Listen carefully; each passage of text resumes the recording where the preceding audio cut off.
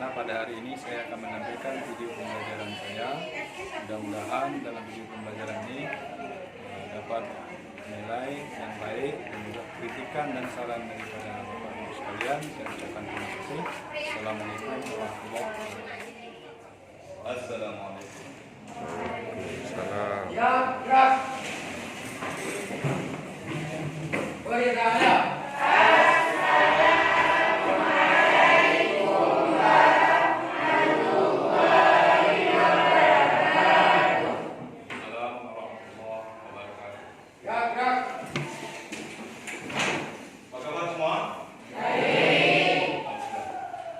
Ada yang sakit tidak?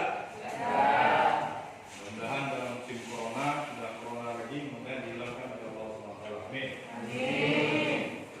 Coba sebelum kita mulai nanti belajar, itu dilihat kiri dan kanan kalian mungkin ada sampah, dipungut sampahnya agar kita nyaman. Selesai?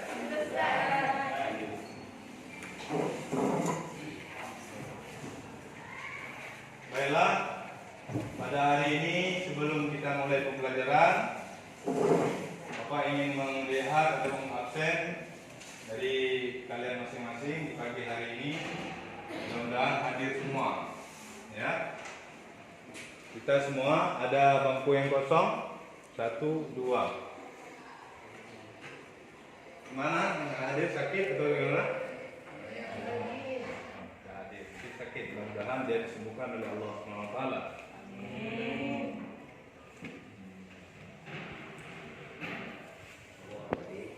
Sakit.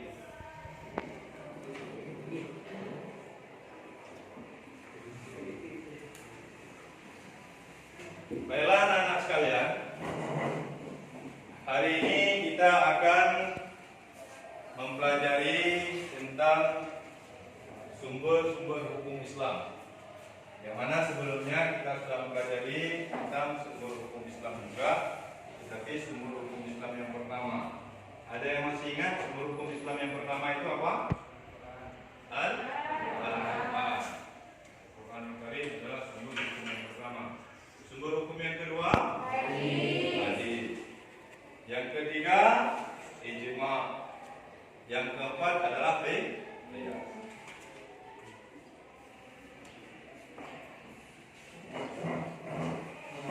Ini adalah PPT ataupun poin-poin yang Bapak siapkan untuk pembelajaran kita di pagi hari ini, yang tentang sumber-sumber hukum Islam. Yang mana sumber hukum Islam itu ada 4. Yang pertama ada Al-Quran, yang kedua ada hadis, yang ketiga ada ijma, yang keempat ada qiyas. Yang mana semua itu adalah sumber daripada dasar-dasar daripada hukum Islam. Apa maksudnya sumber hukum Islam ini? Ketika dalam pengamalan ibadah sesuatu ataupun apapun yang diamalkan dalam agama, itu harus punya dasar. Maka yang menjadi dasar dalam agama Islam ini adalah 4 kategori tersebut. Yang pertama Al-Quran, hadis, ijma, dan qiyas. Jadi hari ini kita membahas tentang sumber hukum Islam yang kedua, yaitu hadis.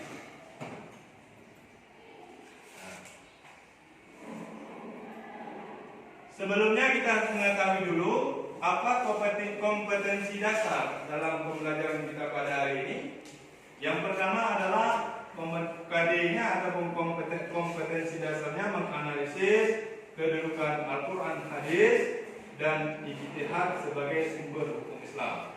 Yang menjadi indikatornya menjelaskan pengertian hadis, kemudian menganalisis kedudukan hadis, menguraikan fungsi hadis, membedakan macam-macam hadis.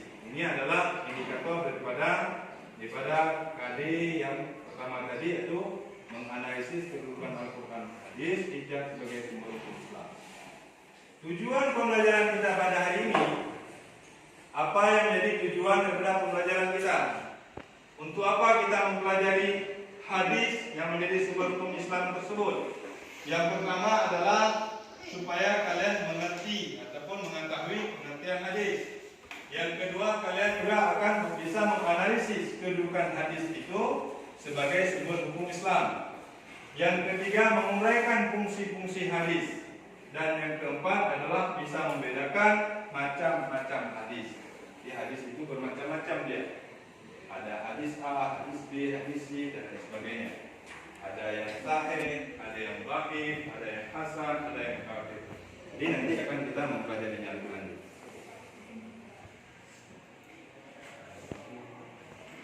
Baiklah, sebelum kita memulai mendalami lebih dalam, mari sama-sama kita perhatikan ataupun kita menyimak satu video yang Bapak tampilkan dan juga memperhatikan dan mencatat poin-poin yang nanti di mana di dalam video ini yang dapat kalian ambil sebagai dasar ataupun referensi.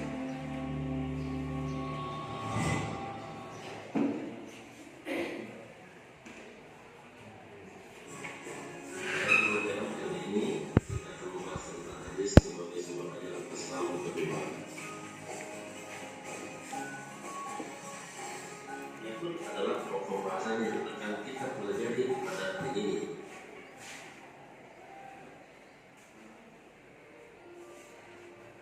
Kamu menyimak dengan baik.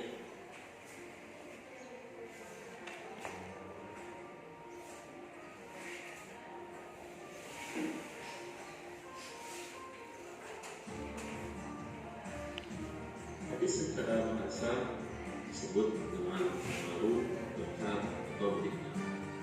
Namun berdasarkan pengertian istilah, hadis adalah suatu pemberitaan yang disandarkan kepada Nabi Muhammad SAW, baik berupa ucapan, perbuatan, sikap, ataupun sifat-sifatnya.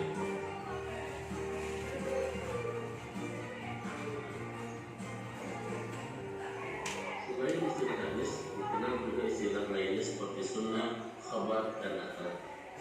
Sunnah merupakan sesuatu yang dinukilkan dari Nabi Muhammad SAW, baik berupa perkataan, perbuatan, takrir, pengajaran, pelakuan maupun seluruh perjalanan Nabi, baik setelah diutus menjadi Rasul ataupun sebelum.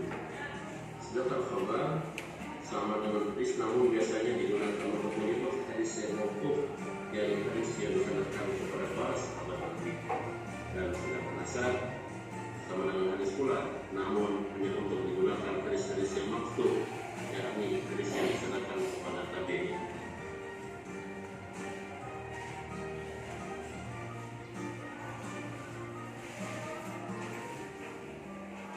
Berikut adalah beberapa penunjang hadis sebagai sumber tulis.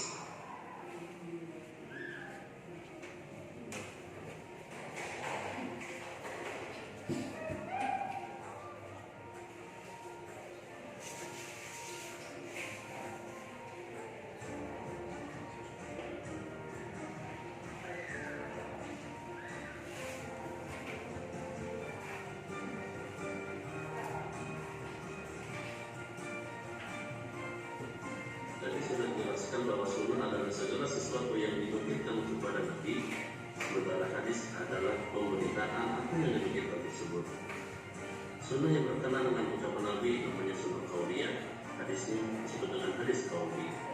Sedangkan sunnah yang berkaitan dengan perbuatan Nabi namanya sunnah fi'liyah, sementara hadis yang berkenaan dengan perbuatan Nabi namanya hadis fi'li. Kemudian sunnah yang berkenaan dengan ketetapan Nabi disebut dengan sunnah takririyah, dengan hadisnya disebut dengan hadis takriri. Dan terakhir, sunnah yang berkenaan dengan hendak Nabi yang terlaksana disebut dengan sunnah hamdiyah, sementara pemberitaannya disebut dengan hadis hamdiyah.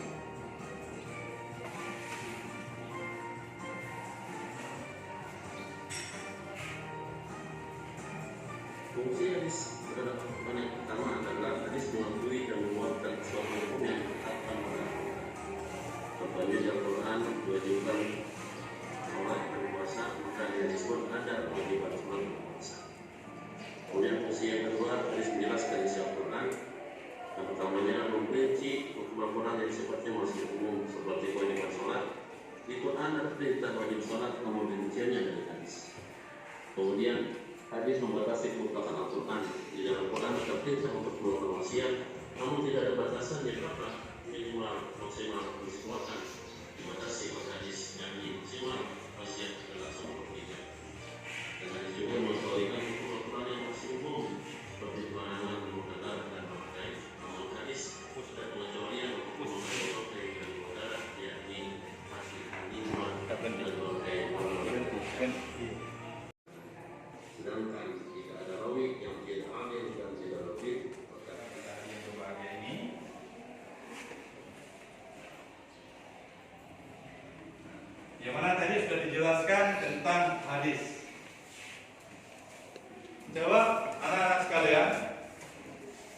Kita pernah dengar hadis? Nah, hadis adalah, siapa bisa menjelaskan ataupun mendengar hadis itu apa? Coba hadis itu kedua apa? Hadis? Perkataan atau ucapan. Yang lain? Ada hadis, ada sunnah. Adakah perbedaan hadis dengan sunnah? Kalau sunnah apa? Sunnah adalah sesuatu segala yang dilakukan oleh Nabi Muhammad SAW. Ya, jadi hadis dan sunnah itu sebetulnya tidak ada perbedaan. Ya, namun ada sebagian ulama yang membedakan antara hadis dan sunnah. Nah, baiklah, sekarang menurut bahasa hadis berarti baru atau kabar. Sesuatu yang baru itu disebut hadis. Kemudian menurut Islam, yang dikatakan dengan hadis itu sesuatu yang disandarkan kepada Nabi Muhammad SAW atau segala tingkah lakunya Nabi Muhammad SAW, baik berupa perkataan, perbuatan maupun ketetapan. Maka kedudukan hadis dalam ajaran Islam adalah sebagai hukum Islam kedua setelah Al-Quran. Jadi hadis, kalau boleh kita pahami, hadis itu adalah perkataan, perbuatan, dan ikrar ataupun pengakuan yang datangnya daripada Rasulullah Nabi Muhammad SAW, itu disebut hadis. Apapun yang beliau katakan, contoh misalnya dikatakan oleh Rasulullah, kullu amalin binniyat, tiap-tiap melakukan pekerjaan sesuatu harus diawali dengan niat, itu adalah hadis. Karena yang berkata itu adalah Rasulullah. Begitu juga misalnya dalam perintah salat, ya. Mungkin salat dalam Al-Quran yang disebut secara umum. Misalnya wa'aqimus shalah, lakukanlah salat. Sementara cara-cara salat tidak dijelaskan dalam Al-Quran. Maka ada hadis Rasulullah yang menyebutkan bahwasanya sallu kama ra'aitani sallu salli. Salatlah kamu sebagaimana aku salat. Maka apapun pekerjaan-pekerjaan salat Rasulullah, mulai dari takbir, rukuk, sujud dan lain sebagainya, ini adalah perbuatan daripada Rasulullah yang menjadi sumber daripada hukum salat itu sendiri. Selanjutnya,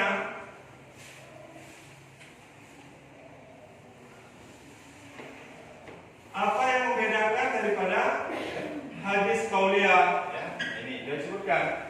Hadis qauliyah yaitu hadis yang didasarkan pada segenap perkataan Nabi Muhammad SAW. Fi'liyah yaitu hadis yang didasarkan pada segenap perilaku perbuatan yang dilakukan Nabi Muhammad SAW. Hadis takriyah yaitu hadis yang didasarkan pada persetujuan yang pengakuan. Misalnya ada sesuatu yang belum ada hukumnya, belum ada dasar hukumnya, tidak ada, maka ditanyakan kepada Rasulullah ataupun dia datangi kepada Rasulullah, ya Rasulullah, saya sudah melakukan ini, maka diam Rasulullah. Maka diamnya Rasulullah ini adalah merupakan boleh, sama seperti diamnya anak perawan. Ketika seorang anak gadis ditanya sama orang tuanya, maukah kamu menikah? Diam dia. Maka diam anak gadis ini menunjukkan kebolehan ataupun keridaannya. Itu contoh, ya. Kemudian selanjutnya fungsi hadis. Apa yang menjadi fungsi hadis itu? Di sini adalah fungsi hadis dalam sebagai sumber hukum Islam. Yang pertama, fungsi hadis sebagai penguat atau pengukuh hukum. Penguat ataupun pengukuh hukum. Contoh, larangan menyebutkan Allah sudah jelas dalam Al-Quran melarang. Kita tidak boleh menyebutkan Allah. Namun dikukuhkan lagi dengan satu hadis, itu contoh penguatan pada hadis sendiri. Yang selanjutnya sebagai penjelasan atau perincian. Hadis adalah menjelaskan, merincikan daripada keumuman daripada Al-Quran itu sendiri. Rasulullah merincikan penafsiran daripada Al-Quran itu sendiri menjadi rinci, menjadi jelas. Makanya dikatakan hadis sebagai penjelasan atau perincian, penafsiran daripada Al-Quran. Yang ketiga, hadis ini juga menjelaskan hukum-hukum yang tidak ada dalam Al-Quran. Bila dalam Al-Quran tidak disebutkan hukum-hukumnya, maka hadis menjadi dasar daripada hukum Islam itu sendiri.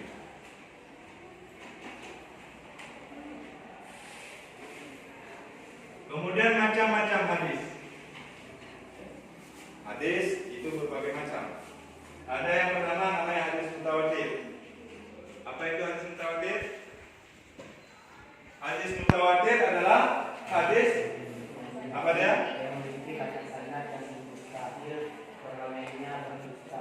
Ya, hadis yang memiliki banyak sanad dan mustahil perawinya berdusta. Ya. Itu hadis mutawatir. Yang kedua ada hadis yang disebut dengan hadis ahad. Apa itu hadis ahad?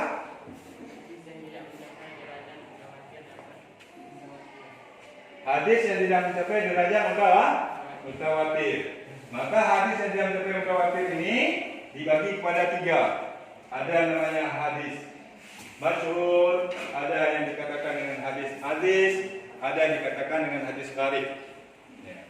Sedangkan hadis masyhur yaitu hadis yang diriwayatkan oleh 3 sanad yang berlainan. Sanad itu sandaran, tempat mengambil hadis. Dan hadis aziz artinya kuat yaitu hadis diriwayatkan oleh 2 orang perawi. Yang ketiga ada hadis gharib yaitu hadis diriwayatkan oleh 1 orang sanad. Dengan kata lain sanadnya hanya seorang diri. Ini adalah macam-macam daripada pembagian hadis ahad. Bila ditinjau dari segi kualitas itu adalah kekuatan satu hadis. Ya. Kualitas hadis ini kuatkah dia ataukah tidak? Itu yang kualitas. Maka bila ditinjau dari segi kualitasnya hadis, ini dibagi kepada 3. Yang pertama hadis sahih. Coba sebutkan hadis sahih adalah apa dikatakan hadis sahih? Hadis yang sanadnya cukup dan dari awal hingga akhir dan disampaikan oleh rawi yang sempurna hafalannya. Ya. Hadis yang sanadnya cukup dan dari awal hingga akhir dan disampaikan oleh rawi yang sempurna hafalannya. Itu dikatakan dengan hadis sahih. Kalau perawinya seperti Bukhari dan Muslim. Pernah dengar hadis diriwayatkan oleh Bukhari dan Muslim? Ada namanya kitab Sahih dan Bukhari. Cara-cara hadis sah itu ataupun sahih itu ada sanadnya harus bersambung, perawinya sudah balik, sudah dewasa, yang tidak boleh anak-anak. Contoh nih, Bapak contohkan analogikan. Misalnya ada orang tabrak di sana. Ya. Kemudian datang berita kepada kita, datang hadis kepada kita. Ilmu hadis, artinya berita yang datang. Ya.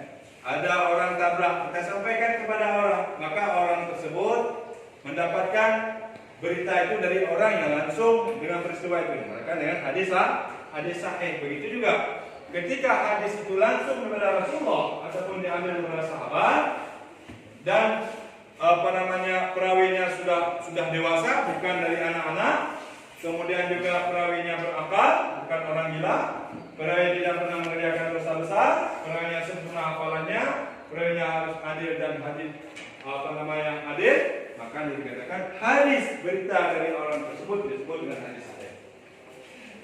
Jadi ada beberapa macam syarat disebut hadis sahih, yaitu ada sanadnya harus bersambung, satu perawinya harus balik, perawinya juga berhafal, perawinya tidak pernah mengerjakan dosa besar, perawinya itu sempurna hafalannya, perawinya harus adil.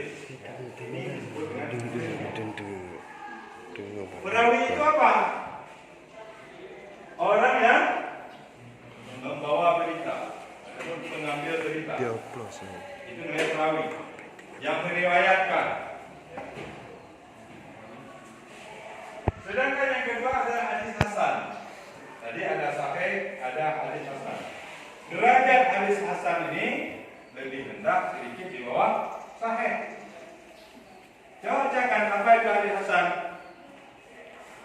Itu hadis yang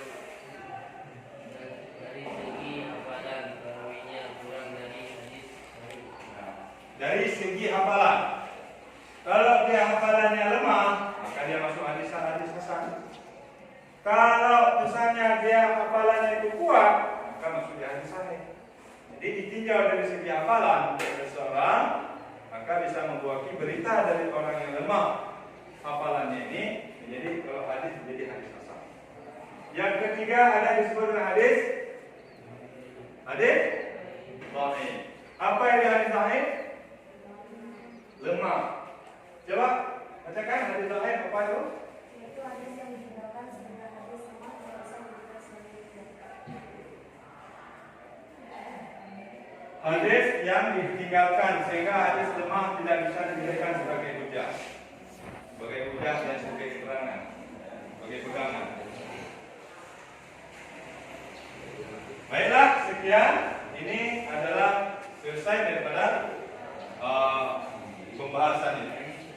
Baik, sekarang mari kita bentuk satu kelompok. Itu nanti ada tugas pokok berikan. Kita kerjakan sebagai kelompok. Mari sekarang kita bentuk kelompok. Ini kelompok ini satu baris, di dua. Tarik kursinya saja kemana? Baiklah, sekarang kita sudah membagi ada 6 kelompok. Ya, dibagi 6 kelompok itu LKPD Bapak sudah buat. Ya, dan sudah Bapak bagikan itu. Ada beberapa. Ini LKPD tentang hadis atau sunnah. Ya. Yang mana di sini Bapak sudah membagikan ada macam-macam hadis. Di situ ada hadis qauliyah. Apa itu hadis qauliyah? Nanti kalian jelaskan di situ. Kemudian ada hadis fi'liyah. Ya. Terus ada hadis taqririyah dan ada hamiyah. Selanjutnya ada ini hadis. Artinya kalian bisa menyebutkan ini adalah bentuk peta konsep namanya. Ya. Pembagian hadis. Ini hadis, artinya hadis yang diriwayatkan oleh banyak orang.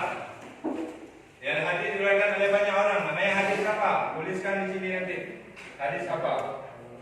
Kemudian yang kedua ini ada hadis yang diriwayatkan oleh beberapa orang.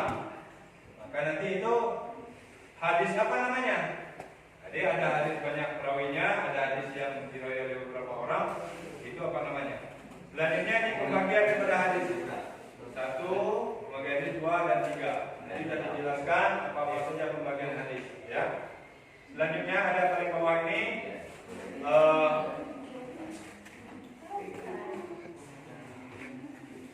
disebutkan tentang hukum.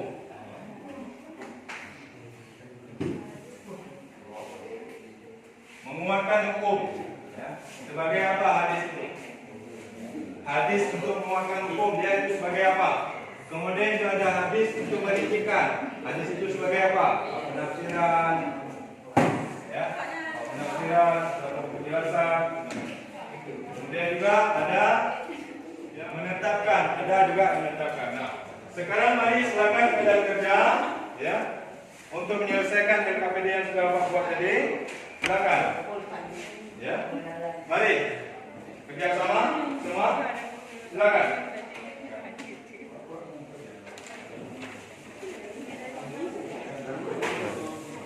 Siapa Pak? Ya.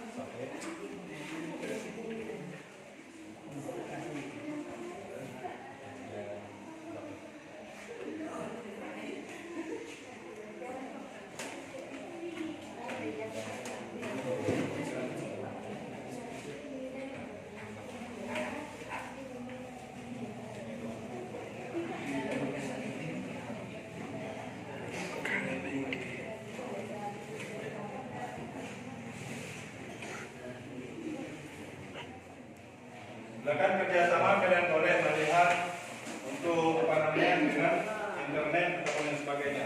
Boleh kalian gunakan HP. Silakan.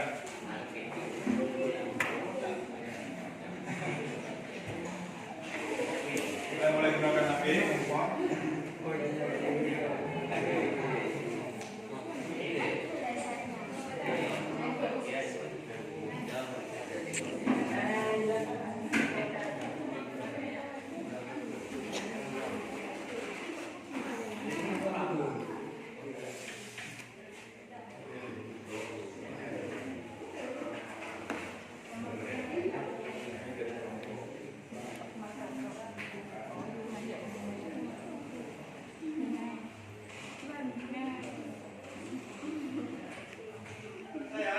Baiklah, kalau sudah selesai, karena kita waktu singkat, jadi tidak bisa lama-lama. Nanti di mana ada kekurangannya untuk ke depan, boleh kita diskusikan ulang. Kelompok mana yang sudah selesai, sudah siap semua? Sudah selesai semua? Ya. Alhamdulillah. Baiklah, sekarang kita bisa mempresentasikan ya, dari beberapa kelompok kita yang ada. Tapi kali ini boleh dari kelompok yang mana? Kelompok ini ya, kelompok 4 ya. Kelompok 4. Bila kelompok 4 silakan mempresentasikan ke depan supaya jelas untuk teman-teman semua.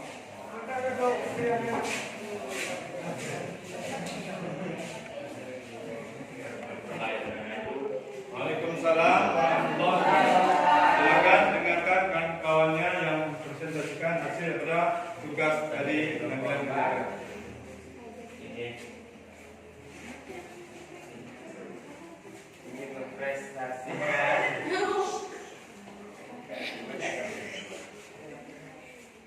macam tadi. Pertama adalah hadis Qauliyah. Hadis Qauliyah adalah hadis perkataan ucapan yang datang dari Nabi Sallallahu Alaihi Wasallam. Ya. Dan kedua hadis Fi'liyah, yaitu hadis perilaku atau perbuatan yang dilakukan oleh Nabi Sallallahu Alaihi Wasallam. Dan yang ketiga hadis Taqririyah, adalah hadis yang disandarkan atau ketetapan Nabi Sallallahu Alaihi Wasallam.